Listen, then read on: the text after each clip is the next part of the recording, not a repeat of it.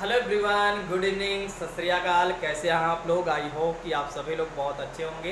तो दोस्तों, मैं आपका दोस्त प्रवीण सर आप सभी लोगों का स्वागत करता हूं Shashi GS academy and Shashi group of education में। तो दोस्तों, जैसा कि आप सभी लोग जानते हैं, आज हम करेंगे पर्यावरण की टेस्ट सीरीज। इसके पहले यानी कि कल हमने किया था साइकोलॉजी के टेस्ट सीरीज। तो एक दिन हमारी साइकोलॉजी की टेस्ट सीरीज चल रही है और दूसरे दिन हमारी पर्यावरण, फिर साइकोलॉजी, फिर पर्यावरण, फिर एनवायरनमेंट, मतलब इसी तरह से हमारे क्रम चल रहे हैं। साथ ही साथ मैं ये भी कहना चाहूँगा, यदि आप नए हैं तो चैनल को आप सब्सक्राइब कर लीजिए, यदि आप पुराने हैं तो आप चैनल को शेयर कर दीजिए। चलिए आइए शुरू करते हैं, किसी और बात की चर्चा ना करते हुए सीधा आते हैं आज के अपने पहले प्रश्न पर। हाँ, एक और बात मैं कहना चाहूँगा, आप सभी लोग जब भी आंसर दें कमेंट बॉक्स में दें, ठीक है, ताकि आपके कमेंट को मैं ले सकूं और दूसरे दिन आपके आंसर को बता सकूं कि आपका आंसर सही है या नहीं। ठीक है, तो आप लास्ट तक बने रहिएगा, आज आप खुद ही देखेंगे कितने ऐसे छात्र हैं जिन्होंने आंसर दिया है और जिनका आंसर सही भी है। चलिए बात करते हैं पहले प्रश्न पर।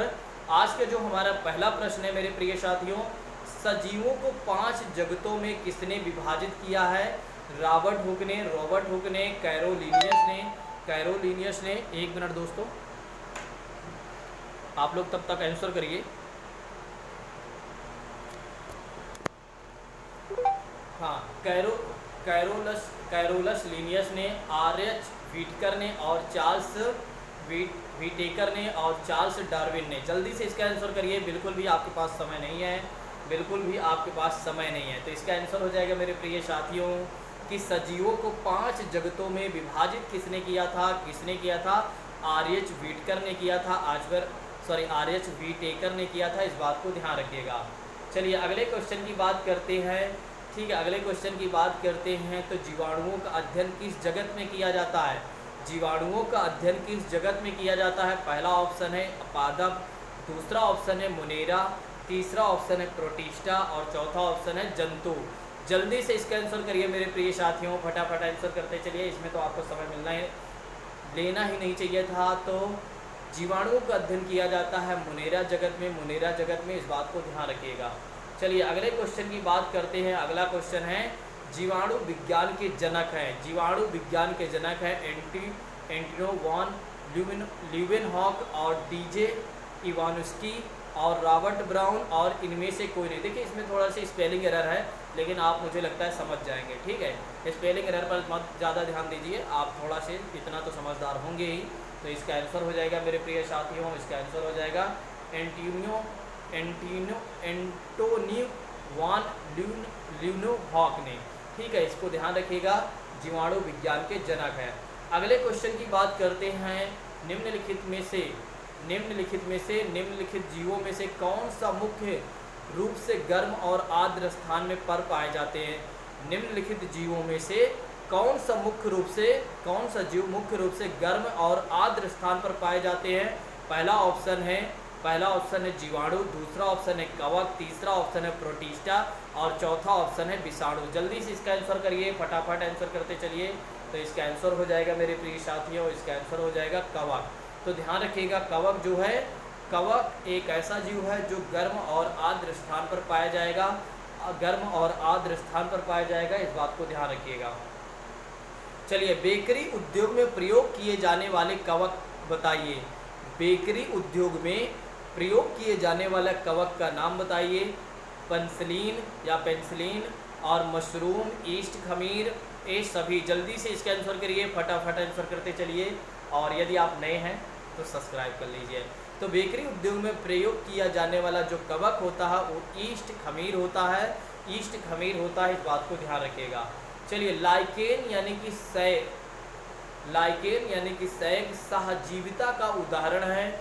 इनमें से एक जीव एक साथ रहते हैं और दूसरे एक दूसरे को लाभ पहुंचाते हैं। कहा जा रहा है लाइकेन जो है सहजीविता का उदाहरण माना जाता है, और इनमें जो दोनों जीव एक दूसरे के साथ रहते हैं, एक दूसरे को लाभ पहुंचाते हैं।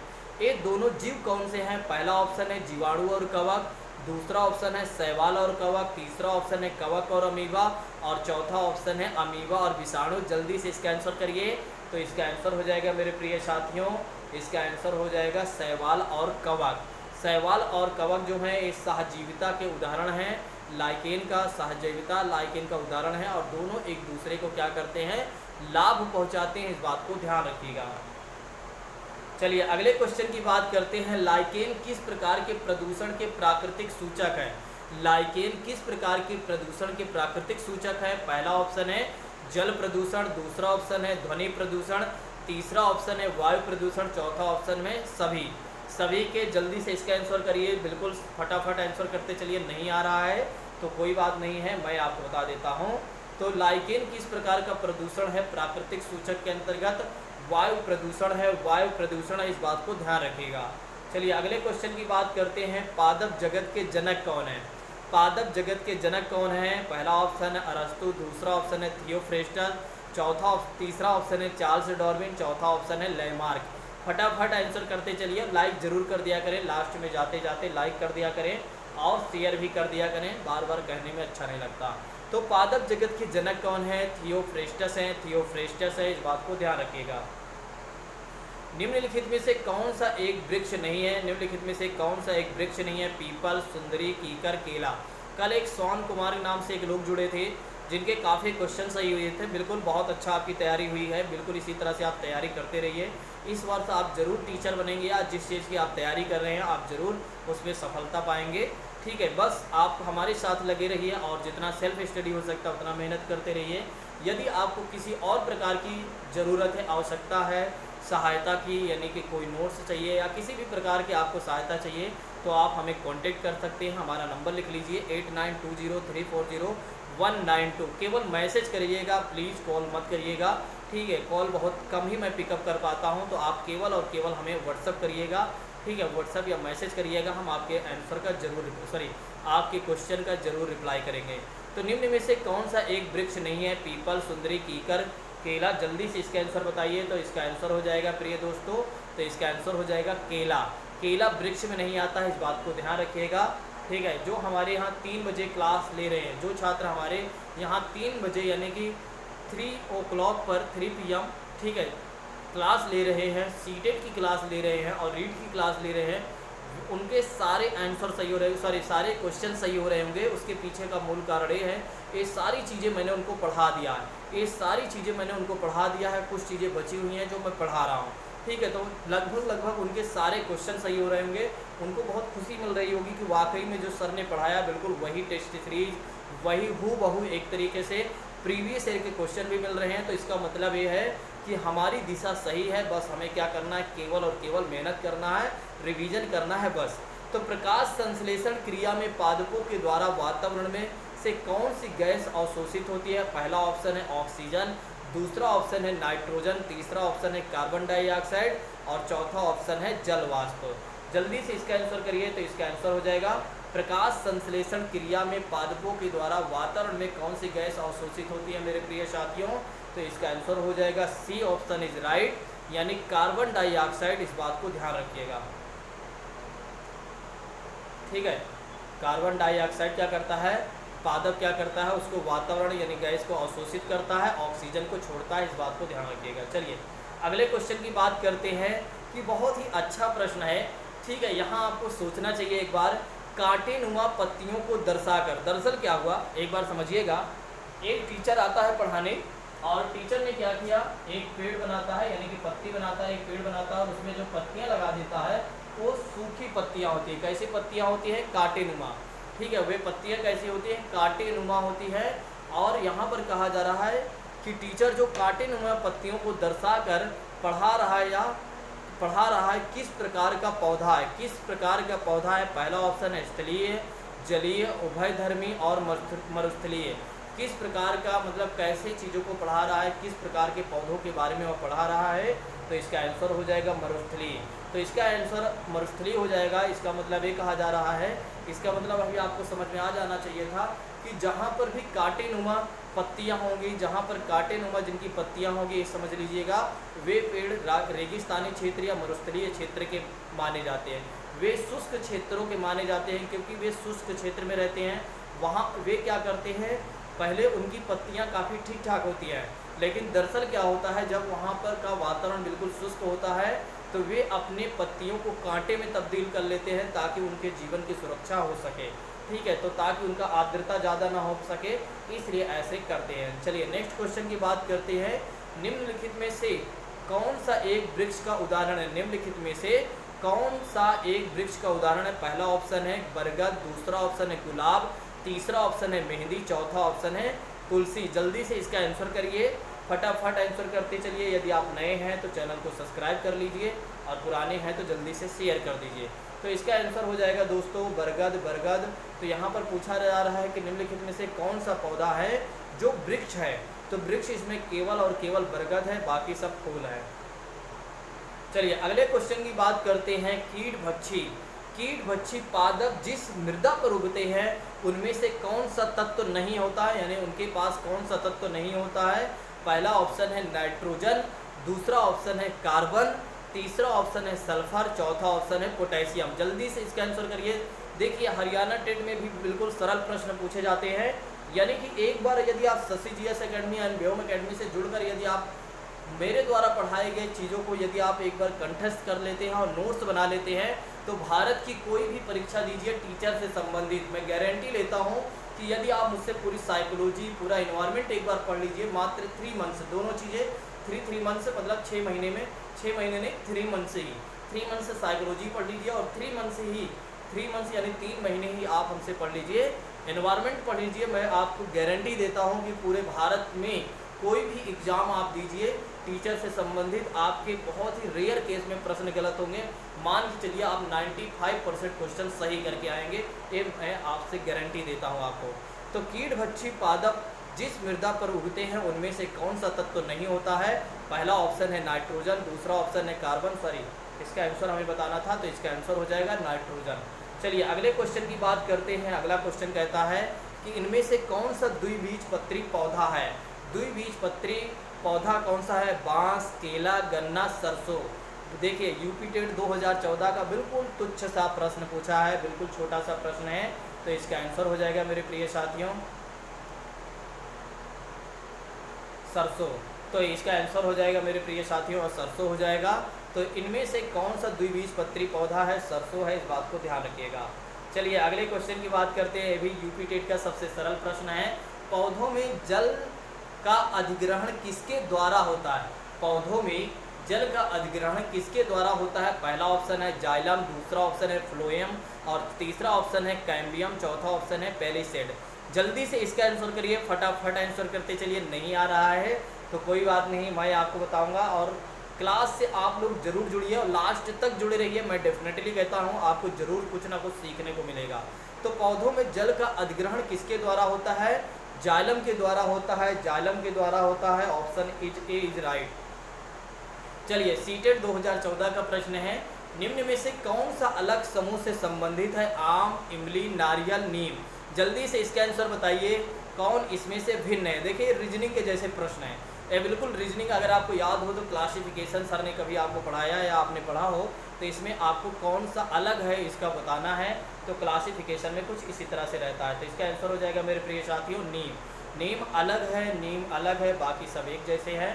चलिए अगले क्वेश्चन की बात करते हैं। निम्नलिखित में से कौन सी जड़ें खाई जाती हैं? निम्नलिखित में से कौन सी जड़ें खाई जाती हैं? गाजर, मूली, शकरकंद, सभी।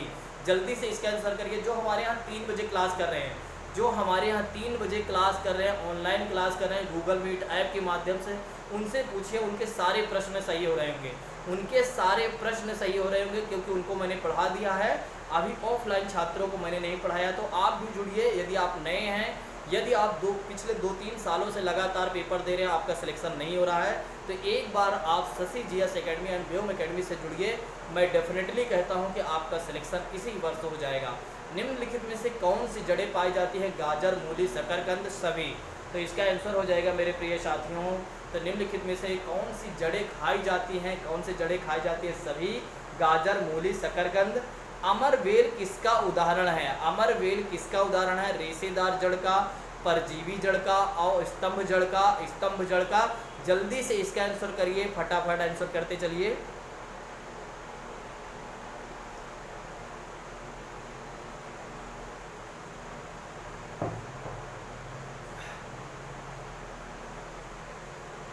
तो इसका आंसर हो जाएगा मेरे प्रिय साथियों परजीवी। अमरवेल किसका उदाहरण है? परजीवी जड़ का है, परजीवी जड़ का है, इस बात को ध्यान रखिएगा।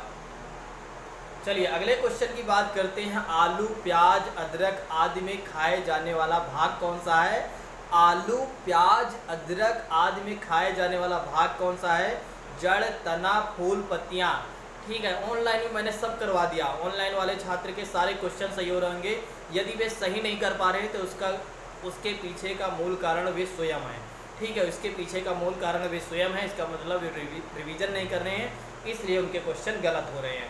ठीक है, अब वे हमारे ऊपर दोष ना देकर वे अपने ऊपर दोष दे, हमने उनको सब अच्छे से पढ़ा दिया। आलू, प्याज, अदरक आदि में खाए जाने वाला भाग कौन सा है? तना है, इस बात को ध्यान रखिएगा। चलिए वाष्पोत्सर्जन क्या होता है? इसको भी मैंने पढ़ा दिया। वाष्पोत्सर्जन क्या होता है? और पत्तियों के द्वारा जल का वाष्प के रूप में निकलना, जड़ के द्वारा जल का अवशोषण करना, जाइलम द्वारा जल का संवाहन करना और फ्लोएम द्वारा भोजन का संवाहन करना। जल्दी से इसका आंसर बताइए कि वाष्पोत्सर्जन क्या होता है मेरे प्रिय साथियों। तो इसका आंसर हो जाएगा पत्तियों द्वारा जल का वाष्प के रूप में बाहर निकलना ही क्या होता है? क्या हो जाता है? वाष्पोत्सर्जन होता है या वाष्पोत्सर्जन कहा जाता है। प्रकाश संश्लेषण सबसे कम किस रंग में होता है? प्रकाश संश्लेषण सबसे कम किस रंग में होता है? लाल, हरा, पीला, बैंगनी। लाल, हरा, बैंगनी, पीला। जल्दी से इसका आंसर बताइए। तो इसका आंसर हो जाएगा मेरे प्रिय साथियों बैंगनी में सबसे कम रंग, बैंगनी रंग में सबसे कम प्रकाश संश्लेषण होता है, इस बात को ध्यान रखिएगा। चलिए अगले क्वेश्चन की बात करते हैं। काफ़ी अच्छा प्रश्न है, अभी इस प्रश्न को पूछा भी गया था। अगर इसका आंसर आप दे सकते हैं तो जल्दी से दीजिए। निम्न में से कौन सा अलग समूह से संबंधित है? पीपल, नीम, केला, गुलाब। जल्दी से इसका आंसर बताइए। तो इसका आंसर हो जाएगा केला। तो देखिए इसके बारे में समझ लीजिए थोड़ा से।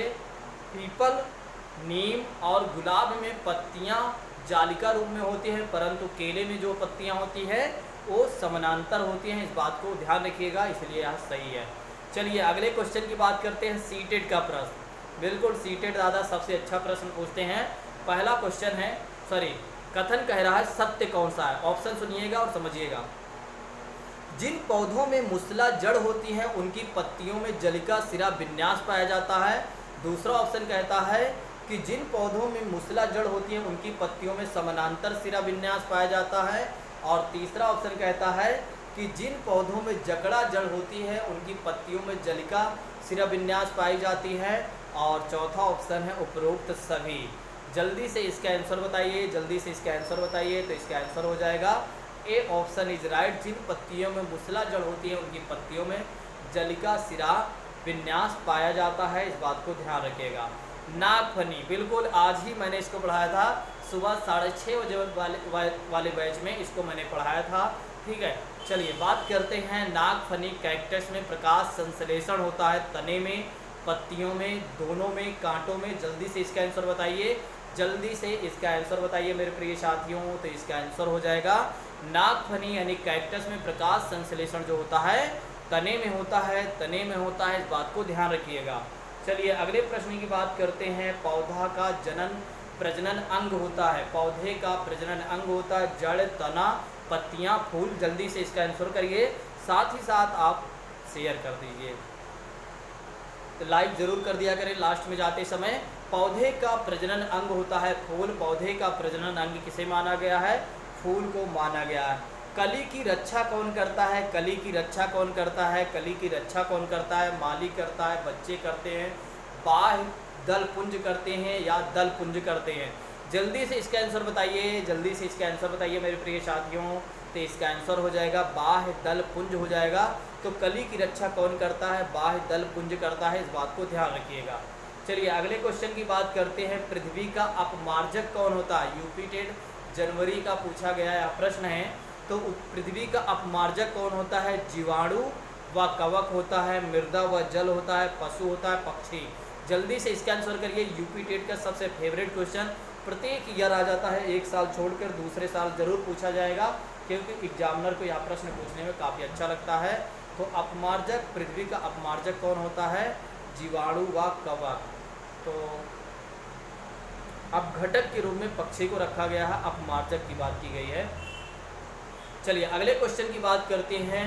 प्रकृति में ऑक्सीजन का प्रमुख स्रोत है। प्रकृति में ऑक्सीजन का प्रमुख स्रोत क्या है? समुद्री जल है, वर्षा जल है, पर्यावरण है और हरे पौधे हैं। जल्दी से इसका आंसर करिए। तो इसका आंसर हो जाएगा, इसका आंसर हो जाएगा हरे पौधे। तो इसमें भी अगर आप देर कर रहे हैं तो बेकार हैं आप। बगुला पर बैठकर, बगुला भैंस पर बैठता है, क्यों बैठता है? पहला ऑप्शन है बगुला भैंस को डराना चाहता है, क्या ये बात सत्य है? दूसरा ऑप्शन, बगुला तथा भैंस में सहजीवी संबंध होता है, क्या यह बात सत्य है? तीसरा ऑप्शन, बगुला मनोरंजन के लिए भैंस पर बैठता है, क्या उसको मनोरंजन भैंस पर ही मिलेगा? नेक्स्ट क्वेश्चन, भैंस बगुले के एक स्थान से दूसरे स्थान तक जाने में मदद करता है। अच्छा भैया, तो आजकल इस तरह होने लगा। जल्दी से इसका आंसर बताइए। बहुत ही सरल प्रश्न है, ठीक है। देखिएगा कुछ लोग इसमें कुछ अलग ही लॉजिक लगाकर इसका आंसर सही करेंगे, ठीक है। तो आप जो लॉजिक लगाने वाले हैं, आपका लॉजिक नहीं लगने वाला है। Option number B is right दोस्तों। बगुला तथा भैंस का सहजीवी संबंध होता है, इस बात को ध्यान रखिए। जैसे अभी मैंने आपको लाइकेन और कवक के बारे में बताया था, वैसे ही। चलिए अगले क्वेश्चन की बात करते हैं। निम्नलिखित में से जड़ का कौन सा कार्य पौधे के लिए नहीं है? जड़ का कौन सा कार्य पौधों के लिए आवश्यक नहीं है? पहला ऑप्शन है जल तथा खनिजों का अवशोषण करना, भोजन भंडारण करना, ह्यूमस उपलब्ध कराना, पौधे को सहारा देना। जल्दी से इसका आंसर बताइए, जल्दी से इसका आंसर बताइए मेरे प्रिय साथियों। तो इसका आंसर हो जाएगा ह्यूमस उपलब्ध कराना। जड़ का काम नहीं होता है, जड़ का कार्य नहीं होता है, इस बात के ध्यान रखिएगा। चलिए अगले क्वेश्चन की बात करते हैं। काफ़ी अच्छा प्रश्न है। निम्नलिखित में से एक सीटेड का प्रश्न है, ठीक है। ये सीटेड 2016 का प्रश्न है। निम्नलिखित में से किसकी सुनने की शक्ति इतनी तीक्ष्ण होती है कि वह वायु से पत्तों के हिलने की ध्वनि और घास पर किसी जानवर की चलने की ध्वनि में अंतर कर लेता? देखिए कितना बड़ा एक तरीके से उसका जो सोचने और सुनने की शक्ति होती है। जल्दी से इसका आंसर बताइए। कुत्ता, बाघ, गिद्ध, रेशम का कीड़ा। जल्दी से इसका आंसर बताइए। तो इसका आंसर हो जाएगा दोस्तों बाघ। इसका आंसर हो जाएगा बाघ। अगले क्वेश्चन की बात करते हैं। ये भी सीटेड 2015 का प्रश्न है, ठीक है। अगले क्वेश्चन की बात करते हैं। निम्नलिखित में से कौन सी विशेषता बरगद के पेड़ की जड़ों की नहीं है? पहला ऑप्शन है जड़ें शाखाओं से नीचे लटकती हैं, इसमें जमीन के अंदर जड़ें होती हैं। दूसरा ऑप्शन है जड़ें भोजन का भंडारण करती हैं और तीसरा ऑप्शन है जड़ें खंभों की तरह पेड़ की सहायता करती हैं। जल्दी से इसका आंसर बताइए। बहुत ही सरल प्रश्न है और सीटेड 2015 में यह प्रश्न पूछा गया है। और जड़ें भोजन का भंडारण करती हैं, यह कथन सत्य नहीं है, ठीक है। चलिए अगले क्वेश्चन की बात करते हैं। बहुत ही अच्छा प्रश्न है, काफ़ी ज़्यादा बार यह पूछा गया प्रश्न है, सबसे ज़्यादा पूछा गया प्रश्न यही है। रेगिस्तानी ओक, रेगिस्तान ओक एक पेड़ का नाम है जिसकी जड़ें उस गहराई तक ज़मीन के भीतर में पहुंच जाती हैं जब तक कि पानी ना पहुंच जाए। और इस पेड़ की जड़ों की गहराई इस पेड़ की ऊंचाई के लगभग 30 गुना होती है। यह पेड़ कहाँ पाया जाता है? यह पेड़ कहाँ पाया जाता है? ऑस्ट्रेलिया में, रूस में, राजस्थान में, अबू धाबी में। जल्दी से इसका आंसर बताइए। तो इसका आंसर हो जाएगा ऑस्ट्रेलिया में। कुछ लोगों ने अबू धाबी को लगा दिया होगा और राजस्थान को लगा दिया होगा, तो इसका आंसर हो जाएगा ऑस्ट्रेलिया। चलिए अगले क्वेश्चन की बात करते हैं। इसको भी मैंने ऑनलाइन छात्रों को पढ़ा दिया है। अब इस तरह के प्रश्न आप नहीं सही कर पा रहे हैं तो इसका मतलब ये है कि आप रिवीजन नहीं करें। ऑफलाइन वाले चिंता ना करें, उनको भी मैं सारी चीज़ें बहुत अच्छे से पढ़ाऊँगा। अभी उनका ज्योग्राफिकल पार्ट चल रहा है, इसलिए अभी ये सारी चीज़ें नहीं आई हैं। चलिए हाथियों के विषय में नीचे दिया गया कौन सा कथन सही है? हाथियों के विषय में नीचे दिया गया कथन कौन सा सही है? वयस्क हाथी एक दिन में 2 क्विंटल से अधिक पत्ते खा जाती है या झाड़ियाँ खा जाती है। और दूसरा ऑप्शन है हाथी दिन में 8 से 10 घंटे सोते हैं। तीसरा ऑप्शन है हाथी अपना अत्यधिक भार होने के कारण बहुत आराम करना पसंद करते हैं। और तीसरा ऑप्शन है 3 महीने के हाथी के बच्चे का भार लगभग 2 क्विंटल का हो जाता है। जल्दी से इसका आंसर बताइए। बहुत ही सरल प्रश्न है, बिल्कुल ये बहुत सटीक। अब लग रहा होगा चारों सही हैं, आपको लग रहा होगा चारों सही हैं, लेकिन इसका चारों आंसर नहीं सही है दोस्तों। इसका डी ऑप्शन इज राइट। 3 महीने के हाथी के बच्चे का भार सामान्यतः लगभग 2 क्विंटल के बराबर होता है। चलिए अगले क्वेश्चन की बात करते हैं। सीटेट 2014 का प्रश्न है। देखिए सीटेट 2014 का प्रश्न है। सीटेट जब पूछता है तो बहुत अच्छा प्रश्न पूछता है। हाथी गंदे पानी में खेलना पसंद करते हैं क्योंकि इससे इनके शरीर को ठंडा मिलता है, यानी ठंडक मिलती है। दूसरा ऑप्शन है अधिकांश हाथी दिन में लगभग 10 घंटे आराम करना और सोना पसंद करते हैं। और तीसरा ऑप्शन कहता है कि 3 महीने के हाथी का वजन लगभग 200 किलोग्राम का हो जाता है। और चौथा ऑप्शन कहता है कि अधिकांश बड़े हाथी एक दिन में लगभग 100 किलोग्राम पत्ते और झाड़ियाँ खा जाते हैं। जल्दी से इसका आंसर बताइए। ऑप्शन नंबर ए कहता है 2 और 4, ऑप्शन नंबर बी कहता है 1 और 4, ऑप्शन नंबर 3 कहता है 1 और 3 4 और चौथा ऑप्शन कहता है 1 और 2। जल्दी से इसका आंसर करिए। एक बार आप दोबारा क्वेश्चन देख लीजिए। मुझे पता है आप लोग सोच रहे होंगे कि दोबारा क्वेश्चन एक बार देखने को मिल जाता तो बहुत अच्छा होता। देख लीजिए जल्दी से, मैं आपको थोड़ा सा समय दे रहा हूँ 30 सेकेंड। जल्दी से इसका आंसर करिए दोस्तों। तो इसका आंसर हो जाएगा 1 और 3 सॉरी 1 3 4। ठीक है, इसको देख लीजिए, अब मैं नहीं पढ़ूंगा दोबारा। चलिए अगले क्वेश्चन की बात करते हैं। रेगिस्तान ओक के बारे में कथन बताइए। अभी इसका प्रश्न हमने करवाया था, मुझे लगता है इसका आंसर आप तुरंत कर देना चाहिए आपको।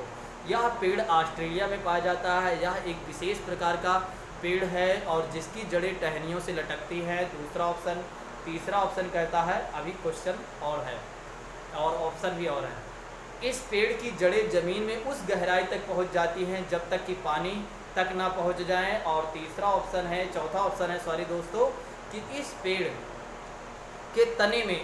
के तने में पानी जमा रहता है और स्थानीय लोग पतले पाइप डालकर पानी का प्रयोग करते हैं यानी पीते हैं। जल्दी से इसका आंसर बताइए। बहुत ही सरल प्रश्न है, बस आपको थोड़ा सा दिमाग लगाना है। अगर आप ऑप्शन से भी लगाएं तब भी ये सही हो सकता है। अगर आप ऑप्शन से भी लगाएं तो आप सही कर सकते हैं। अगर आप ऑप्शन से भी लगाएं तो इसको आप सही कर सकते हैं। बस थोड़ा से आपको दिमाग लगाना चाहिए था। तो इसका आंसर हो जाएगा 1 3 4 सही है। 1 3 4 सही है, इस बात को ध्यान रखिएगा। क्वेश्चन एक बार मैं फिर से दिखा दे रहा हूँ, आप स्क्रीनशॉट इसका ज़रूर रख लीजिएगा। ठीक है, इसका स्क्रीनशॉट ज़रूर रखिएगा। और नेक्स्ट क्वेश्चन इसका भी। हाथियों झुंड के बारे में सही कथन बताइए कि हाथियाँ झुंड में क्यों चलती हैं।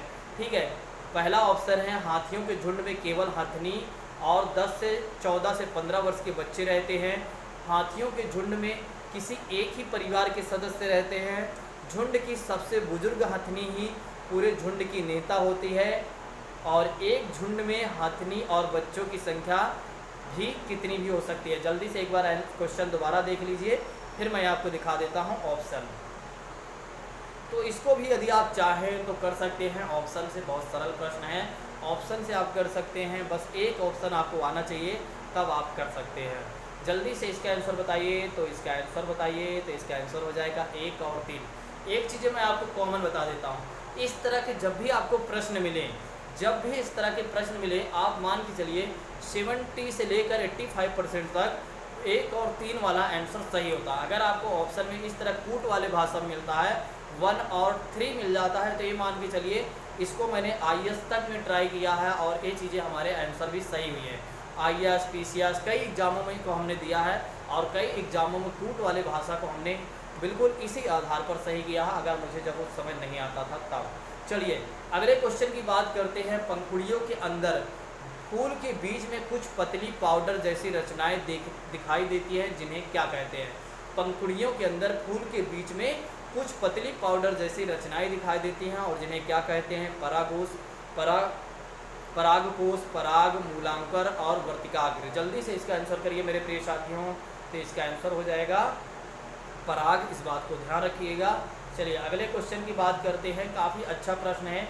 देखिए अब क्लास बड़ी हो जाती है, कई बार क्लास इसलिए बड़ी हो जाती है क्योंकि आप जानते हैं क्वेश्चन जब रखे जाते हैं तो अच्छे क्वेश्चन को मैं सेट करके रखता हूँ, कई जगह से कंटेंट को प्रोवाइड करके रखता हूँ, तो इसकी वजह से कुछ क्वेश्चन बड़े हो जाते हैं।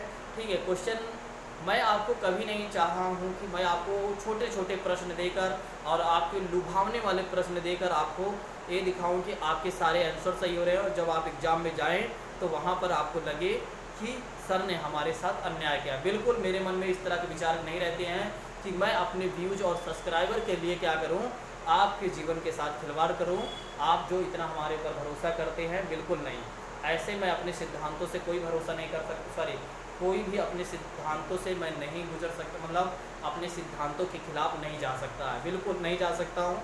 इसीलिए आप देखते हैं कि बीच बीच में मेरी क्लास जो होती है बहुत ही कठिन प्रश्न लेकर आता हूँ, बहुत कठिन प्रश्न, क्योंकि वे सारे प्रश्न पूछे गए हैं, ठीक है। और मैं आपको सरल सरल प्रश्न दूं और आपकी जो सोचने और समझने की शक्ति है केवल सरल तक ही रह जाए, और जब आप एग्जाम में जाएं तो कम आपके क्वेश्चन सही हो पाएँ, फिर आप हमारे ऊपर हमेशा दोष देंगे और हमेशा हमें सोचेंगे कि सर ने हमारे साथ अन्याय किया है, सर केवल और केवल अपने व्यूज और सब्सक्राइबर के लिए सर ने ऐसा किया है, ठीक है। बिल्कुल मेरे मन में ऐसा विचार कभी नहीं आता है कि मैं केवल और केवल अपने भले के लिए सोचूं। चलिए आइए बात करते हैं। हमारे देश में केवल 4 तरह के जहरीले सांप पाए जाते हैं, कथन सत्य बताइएगा। सांपों के संदर्भ में हमारे देश में केवल 4 तरह के जहरीले सांप पाए जाते हैं। दूसरा ऑप्शन है नाग कोबरा जहरीले सांपों का एक प्रकार है। तीसरा ऑप्शन है जहरीले सांप के 4 खोखले दांत होते हैं और जब सांप किसी व्यक्ति को काटता है तो जहर इन खोखले दांतों से उनके शरीर में चला जाता है। और तीसरा ऑप्शन कहता है, चौथा ऑप्शन कहता है सांप के काटने की जो दवाई होती है सांप के जहर से ही बनाई जाती है। आपके सामने कूट है, जल्दी से इसका आंसर करिए मेरे साथियों, प्रिय साथियों, फटाफट आंसर करते चलिए। तो इसका आंसर हो जाएगा मेरे दोस्तों 1 2 4 हो जाएगा, 1 2 4 हो जाएगा। अब मैं पढ़ूंगा नहीं, आप लोग स्क्रीनशॉट लेकर पढ़ लीजिएगा, ठीक है। आप लोग स्क्रीनशॉट लेकर पढ़ लीजिएगा, ठीक है। कहीं जाइएगा नहीं, आज के क्वेश्चन ऑफ द डे के जरूर देखिएगा, आज के क्वेश्चन ऑफ द डे को आपको जरूर देखना है, ठीक है। और कितने हमारे छात्रों ने आंसर सही किया, सबसे पहले मैं उनका नेम लेना चाहूँगा, सबसे पहला आंसर जो आया था, देखिए ये मैं आंसर अपने आप से ऊपर नीचे नहीं करता हूँ और होता भी नहीं है। यूट्यूब ऐसा नहीं करता है कि किसी का आंसर ऊपर नीचे कर दे, ठीक है।